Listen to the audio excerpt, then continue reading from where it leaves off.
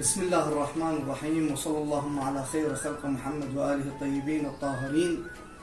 إخواني خواتي جميعا أحبائي في الله، كل عام وأنتم بألف خير في حلول شهر رمضان المبارك، حيث تأملت في خطبة النبي صلى الله عليه وآله وسلم في استقبال شهر رمضان المبارك.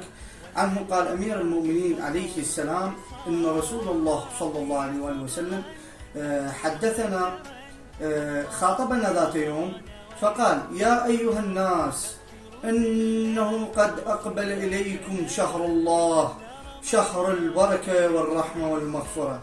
إن النبي صلى الله عليه وآله وسلم قد بدأ خطبته بعبارات مثمرة للعواطف بذكر إقبال شهر على الصائمين. نحن نعلم أن الإنسان في العبادات أحبتي هو المقبل، هو يقبل على الصلاة، وهو يذهب إلى الحج من كل فج عميق. ولكن نلاحظ هنا الفرق أعزائي أحبائي إخواني خواتي في الله، هنا الفرق.